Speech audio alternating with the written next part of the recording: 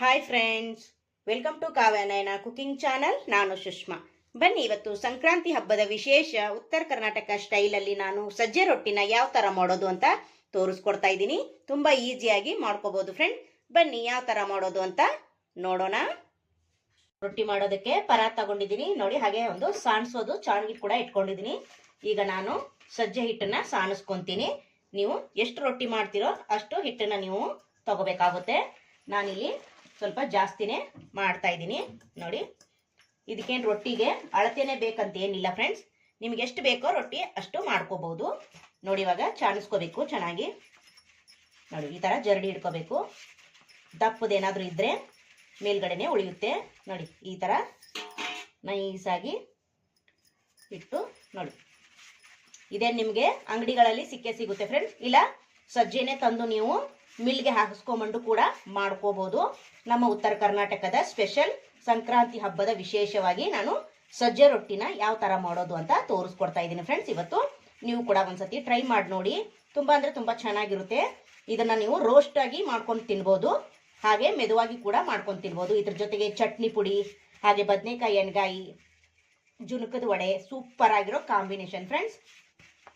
ನಾನು ನಿಮಗೆ ಸಂಕ್ರಾಂತಿ ಹಬ್ಬದ ದಿನ ಎಲ್ಲವನ್ನು ವೆರೈಟಿ ಅಡುಗೆಗಳನ್ನ ಮಾಡಿ ನಿಮಗೆ ಸರ್ವ್ ಮಾಡಿ ತೋರಿಸ್ತೀನಿ. ಅಲ್ಲಿವರೆಗೂ ನಾನು ದಿನ ಒಂದೊಂದು ಅಡುಗೆನ ಮಾಡಿ ಬಿಡ್ತಾ ಇದ್ದೀನಿ ಸಂಕ್ರಾಂತಿ ಹಬ್ಬ ವಿಶೇಷವಾಗಿ. ನೀವು ಕೂಡ ಒಂದ್ಸತಿ ಟ್ರೈ ಮಾಡಿ ಯಾವ ಥರ ಬರುತ್ತೆ ಅಂತ ನನಗೆ ಕಮೆಂಟಲ್ಲಿ ತಿಳಿಸಿ ಫ್ರೆಂಡ್. ನೋಡಿ ಎಷ್ಟು ನೈಸಾಗಿ ಬಂದಿದೆ ನೋಡಿ ಫ್ರೆಂಡ್ಸ್. ಎಷ್ಟು ನೈಸಾಗಿ ಇಟ್ಟು ಮಾಡ್ಕೋಬೇಕು. ಇವಾಗ ಎಷ್ಟು ಬೇಕೋ ನೋಡಿಕೊಂಡು ಸಾಣಿಸ್ಕೊಂಡು ನಾನು ಬಿಸಿ ನೀರನ್ನ ಕಾಯಿಸೋದಕ್ಕೆ ಇಟ್ಟಿದ್ದೀನಿ. ಚೆನ್ನಾಗಿ ಬಿಸಿನೀರು ಕುದಿಬೇಕು, ಆವಾಗಲೇ ನಾವು ಈ ಹಿಟ್ಟಿಗೆ ಹಾಕಿ ಮಿಕ್ಸ್ ಮಾಡಬೇಕು. ಯಾವುದೇ ಕಾರಣಕ್ಕೂ ತಣ್ಣೀರನ್ನ ಹಾಕೋಬಾರ್ದು. ಈಗ ನಾನು ಬಿಸಿ ನೀರನ್ನ ಹಾಕೊತೀನಿ ನೋಡಿ. ಇದರಲ್ಲಿ ಸ್ವಲ್ಪ ರೊಟ್ಟಿ ತಟ್ಟೋವಾಗ ಹಚ್ಚೋದಕ್ಕೆ ಸ್ವಲ್ಪ ಹಿಟ್ಟನ್ನ ಎತ್ತಿಟ್ಕೊತೀನಿ ನೋಡಿ. ಸ್ವಲ್ಪ ಇದ್ರೆ ಸಾಕಾಗುತ್ತೆ ಹಚ್ಚಿ ತಟ್ಟೋದಕ್ಕೆ ನೋಡಿ. ಈ ಥರ ಹಳ್ಳ ಮಾಡಿಕೊಂಡು ಇವಾಗ ಇದಕ್ಕೆ ಬಿಸಿನೀರನ್ನ ಹಾಕೊಳ್ಳೋಣ. ಯಾವುದೇ ಕಾರಣಕ್ಕೂ ತಣ್ಣೀರು ಹಾಕೋಬೇಡಿ ಫ್ರೆಂಡ್ಸ್. ಕುದಿಯೋ ನೀರನ್ನೇ ನಾವಿಲ್ಲಿ ಹಾಕೋಬೇಕಾಗುತ್ತೆ. ಇವಾಗ ನೋಡಿ ನೀರು ಕೂಡ ಚೆನ್ನಾಗಿ ಕುದೀತಾ ಇದೆ. ಇದ್ರ ಲೆವೆಲ್ವರೆಗೂ ನಾವು ನೀರನ್ನ ಹಾಕೋಬೇಕು. ಜಾಸ್ತಿ ಹಾಕೊಂಡ್ರೆ ತಟ್ಟೋದಕ್ಕೆ ಬರಲ್ಲ, ತುಂಬ ಗಟ್ಟಿ ಬಂದ್ಬಿಡುತ್ತೆ ಹಿಟ್ಟು ನೋಡಿ. ಎಷ್ಟು ಹಾಕೊಂಡ್ರೆ ಸಾಕು. ಇವಾಗ ನೋಡಿ ಈ ಥರ ಮಾಡ್ಕೋಬೇಕು ನೋಡಿ.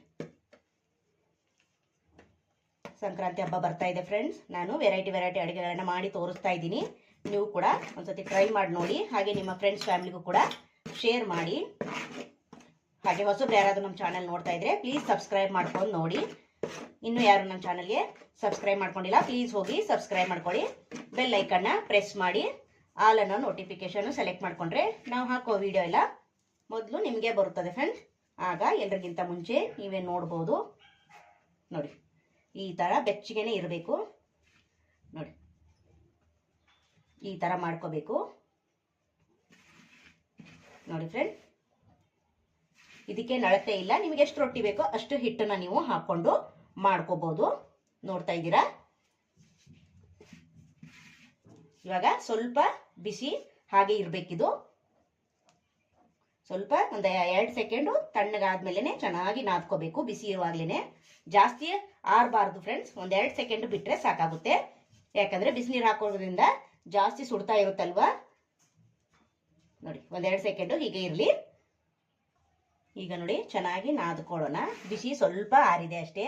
ಇನ್ನು ಬೆಚ್ಚಗಿರುವಾಗ್ಲೇನೆ ಈ ಥರ ನಾದ್ಕೋಬೇಕು. ಕೈ ಬಿಸಿ ಇರುತ್ತೆ, ಬಿಸಿ ಆಗ್ತಾನೆ ಇರುತ್ತೆ. ಹುಷಾರಾಗಿ ನೋಡಿ ಈ ಥರ ನಾದ್ಕೋಬೇಕು. ಇವಾಗೇನು ಮತ್ತೆ ಬಿಸಿನೀರು ಹಾಕಿ ಏನು ನಾದೋಂಗಿಲ್ಲ. ತಣ್ಣೀರಲ್ಲೇನೆ ನಾವು ಚೆನ್ನಾಗಿ ಕಲಿಸ್ಕೋಬೇಕು. ಚೆನ್ನಾಗಿ ನಾದ್ಕೊಂಡ್ರೇನೆ ರೊಟ್ಟಿ ಚೆನ್ನಾಗಿ ಬರೋದು ನೋಡಿ. ನೋಡಿ ಈ ಥರ.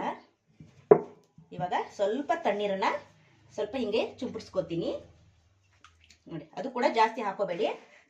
ಹಿಟ್ಟು ತೆಳುವಾಗ್ಬಿಟ್ರೆ ತಟ್ಟೋದಕ್ಕೆ ಬರಲ್ಲ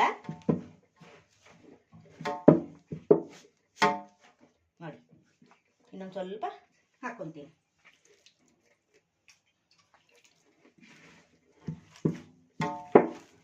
ಸ್ವಲ್ಪ ಗಟ್ಟಿನೇ ಇರುತ್ತೆ, ನೋಡಿಕೊಂಡು ತೆಳ್ಳಗೆ ತಟ್ಕೋಬೇಕು ಫ್ರೆಂಡ್ಸ್.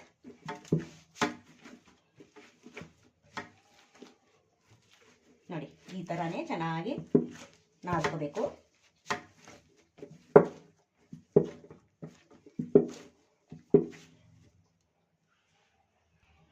ನೋಡಿ ಇಷ್ಟು ಮೆದುವಾಗಿ ನಾದ್ಕೊಂಡಿದ್ದೀನಿ, ಅಂದರೆ ಚೆನ್ನಾಗಿ ನಾದ್ಕೋಬೇಕು. ನೋಡಿ ಈ ಥರ ಇರಬೇಕು. ನೋಡಿ ಈ ಥರ ಮಾಡಿಕೊಂಡು ನಾವು ಚಿಕ್ಕ ಸೈಜಲ್ಲಿ ತಗೋಬೇಕು. ನೋಡಿ ಇಷ್ಟೇ ಸಾಕು. ಇಷ್ಟು ಉಳಿಲೇನೆ ತೆಳ್ಳಗೆ ನಾವು ತಟ್ಕೋಬೇಕು. ನೋಡಿ ಇದಕ್ಕೆ ಸ್ವಲ್ಪ ಕರಿ ಎಳ್ಳು ಅಥವಾ ಬಿಳಿ ಎಳ್ಳು ಯಾವುದಾದ್ರೂ ನಿಮ್ಮ ಮನೇಲಿದ್ದರೆ ಅದನ್ನು ಹಚ್ಕೊಂಡು ತಟ್ಟಬೇಕು. ಸಜ್ಜೆ ರೊಟ್ಟಿಗೆ ಎಳ್ಳನ್ನು ಹಚ್ಚಿ ತಟ್ಟೋದ್ರಿಂದ ತುಂಬ ಚೆನ್ನಾಗಿರುತ್ತೆ. ನಾನು ಕರಿ ಎಳ್ಳನ್ನು ತಗೊಂಡಿದ್ದೀನಿ. ನೋಡಿ ಇವಾಗ ಹಚ್ಚಿ ಸ್ವಲ್ಪ ಕೆಳಗಡೆ ಹಿಟ್ಟು ಹಾಕ್ಕೊಂಡು ನೋಡಿ ಇವಾಗ ತಟ್ಕೊತೀನಿ.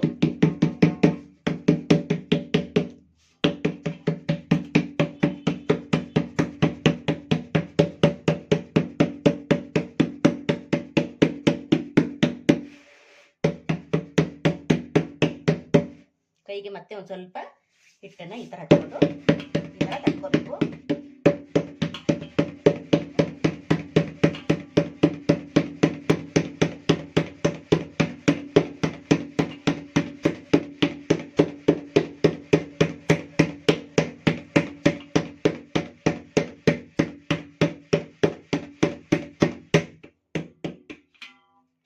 ನೋಡಿ ಇಷ್ಟು ತೆಳ್ಳಗೆ ತಟ್ಕೊಂಡಿದ್ದೀನಿ. ನೋಡ್ತಾ ಇದ್ದೀರಾ? ನೋಡಿ ಇಷ್ಟು ತೆಳ್ಳಗಿದೆ, ನೋಡ್ತಾ ಇದ್ದೀರಾ ಫ್ರೆಂಡ್ಸ್?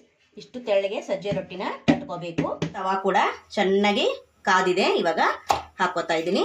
ನೋಡಿ ಈ ಕಡೆ ನಾವು ಹಿಟ್ಟು ಹಚ್ಚಿರೋ ಕಡೆ ನಾವೇನು ಮಾಡಬೇಕು, ತಣ್ಣೀರಿಂದ ನೋಡಿ ಕಾಟನ್ ಬಟ್ಟೆನ ಅದ್ದಿ ಈ ಥರ ಹಚ್ಚಬೇಕು. ಅಂದರೆ ಹಿಟ್ಟೆಲ್ಲ ಹತ್ತಿರುತ್ತಲ್ವ ಅದನ್ನೆಲ್ಲ ನಾವು ರಿಮೂವ್ ಮಾಡಬೇಕು. ನೋಡಿ ಈ ಥರ ನೋಡಿ. ಈಗ ನೋಡಿ ಇನ್ನೊಂದು ಕಡೆ ತಿರುಗಿ ನೋಡ್ತಾ ಇದ್ದೀರಾ ಫ್ರೆಂಡ್ಸ್? ಈಗ ಎರಡು ಬದಿ ನಾವು ಚೆನ್ನಾಗಿ ಬೇಯಿಸ್ಕೋಬೇಕು. ಇದೊಂದೆರಡು ಸೆಕೆಂಡು. ಈಗ ನೋಡಿ ಇನ್ನೊಂದು ಕಡೆ ತಿರುಗಿ ಹಾಕೋತೀನಿ. ನೋಡಿ ಈಗ ಎರಡು ಬದಿ ಚೆನ್ನಾಗಿ ಈ ಥರ ಮಾಡಿಕೊಂಡು ಬೇಯಿಸ್ಕೋಬೇಕು. ಕಾಟನ್ ಬಟ್ಟೆ ಸಹಾಯದಿಂದ ಕೂಡ ನೀವು ಈ ಥರ ಪ್ರೆಸ್ ಮಾಡ್ಕೋಬೋದು. ನೋಡಿ ಮತ್ತೆ ಈ ಕಡೆನೂ ಚೆನ್ನಾಗಿ ಬೇಯಿಸ್ಕೋಬೇಕು. ನೋಡ್ತಾ ಇದ್ದೀರಾ? ನೋಡಿ ಫ್ರೆಂಡ್ಸ್, ಇಷ್ಟೇ ಫ್ರೆಂಡ್ಸ್. ರೊಟ್ಟಿ ಅಂದರೆ ಏನು ದೊಡ್ಡ ಮಹಾ ಕೆಲಸನೇ ಅಲ್ಲ. ಸಜ್ಜೆ ರೊಟ್ಟಿ ಜೋಳದ ರೊಟ್ಟಿ ಮಾಡ್ದಂಗೆ ಫ್ರೆಂಡ್, ಜಾಸ್ತಿ ಏನು ಕೆಲಸನೇ ಇಲ್ಲ. ಇದಕ್ಕಷ್ಟು ಎಳ್ಳು ಹಚ್ತೀವಿ, ಜೋಳದ ಹಿಟ್ಟಿಗೆ ರೊಟ್ಟಿಗೆ ಎಳ್ಳು ಹಚ್ಚಲ್ಲ. ಇಷ್ಟೇ. ನೀವು ಒಲೆ ಮೇಲೆ ಮಾಡ್ತಾ ಇದ್ರೆ ನೋಡಿ ಈ ಥರ ರೊಟ್ಟಿನ ಈ ಥರ ಬೇಯಿಸಿಬಿಟ್ಟು ಕಿಚ್ಚಿಗೆ ಹಚ್ಬೋದು.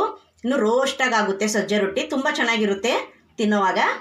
ನೋಡಿ ಇವಾಗ ರೆಡಿ ಆಯಿತು ಫ್ರೆಂಡ್ಸ್. ತೆಗಿತೀನಿ ಈಗ. ನೋಡಿ ಸೂಪರ್ ಅಲ್ವಾ? ನೋಡಿ ಈ ಥರ ಇನ್ನೂ ರೋಸ್ಟಾಗಿ ಮಾಡ್ಕೋಬೇಕು, ಇನ್ನೂ ಚೆನ್ನಾಗಿರುತ್ತೆ. ಇದೇ ಥರ ಎಲ್ಲವನ್ನು ಮಾಡಿ ನಿಮಗೆ ತೋರಿಸ್ತೀನಿ. ನೋಡಿ ಫ್ರೆಂಡ್ಸ್, ಎಲ್ಲ ಸಜ್ಜೆ ರೊಟ್ಟಿನ ನಾನು ಮಾಡಿ ಸರ್ವ್ ಮಾಡ್ಕೊಂಡಿದ್ದೀನಿ. ನೋಡಿ ಸ್ವಲ್ಪ ಸ್ವಲ್ಪ ಮಾಡಿದ್ದೀನಿ ವಿಡಿಯೋಗೋಸ್ಕರ ನಿಮ್ಗೆ ತೋರ್ಸೋಕ್ಕೆ ಅಂತ. ಇನ್ನು ಸಂಕ್ರಾಂತಿ ಹಬ್ಬದ ದಿನನೇ ಮತ್ತೆ ನಾನು ಮಾಡ್ಕೊತೀನಿ. ನೋಡಿ ಇಷ್ಟು ಮಾಡ್ಕೊಂಡಿದ್ದೀನಿ, ಎಷ್ಟು ಚೆನ್ನಾಗಿ ಬಂದಿದೆ. ನಾವು ಸೌದೆ ಒಲೆ ಮೇಲೆ ಮಾಡಿದ್ರೆ ಇನ್ನೂ ರೋಸ್ಟಾಗಿ ಈ ರೊಟ್ಟಿ ಆಗುತ್ತೆ ಫ್ರೆಂಡ್ಸ್. ಕಿಚ್ಚಿಗೆ ಎಲ್ಲ ಹಚ್ತೀವಲ್ವಾ, ಅದಕ್ಕಾಗಿ ರೋಸ್ಟಾಗಿ ಸೌದೆ ಒಲೆ ಮೇಲೆ ಮಾಡ್ಕೋಬಹುದು. ಈಗ ನಾವು ಗ್ಯಾಸ್ ಸ್ಟವ್ ಅಲ್ಲಿ ಮಾಡೋದ್ರಿಂದ ಇಷ್ಟೇ ಕ್ರಿಸ್ಪಿಯಾಗಿ ಬರುತ್ತೆ. ಇನ್ನು ಗಾಳಿಗೆ ಇಟ್ಟರೆ ಇನ್ನೂ ಚೆನ್ನಾಗಿ ರೋಸ್ಟಾಗಿ ಬರುತ್ತೆ ಫ್ರೆಂಡ್ಸ್. ಇದ್ರ ಜೊತೆಗೆ ಚಟ್ನಿ ಪುಡಿ, ತರಕಾರಿ ಪಲ್ಯ ಆಗಿರ್ಬೋದು, ಮೊಸರು ಆಗಿರ್ಬೋದು, ತುಂಬ ಅಂದರೆ ತುಂಬ ಚೆನ್ನಾಗಿರುತ್ತೆ ಫ್ರೆಂಡ್ಸ್. ನೀವು ಕೂಡ ಒಂದ್ಸತಿ ಟ್ರೈ ಮಾಡಿ. ಈ ವಿಡಿಯೋ ನಿಮಗೆ ಇಷ್ಟವಾದರೆ ಪ್ಲೀಸ್ ಲೈಕ್ ಮಾಡಿ, ಶೇರ್ ಮಾಡಿ, ಸಬ್ಸ್ಕ್ರೈಬ್ ಮಾಡ್ಕೊಳ್ಳಿ. ನಮ್ಮ ವಿಡಿಯೋ ನೋಡಿದ್ದಕ್ಕಾಗಿ ನಿಮ್ಮೆಲ್ಲರಿಗೂ ಧನ್ಯವಾದಗಳು. Thank you for watching. ನಮಸ್ಕಾರ ಫ್ರೆಂಡ್ಸ್.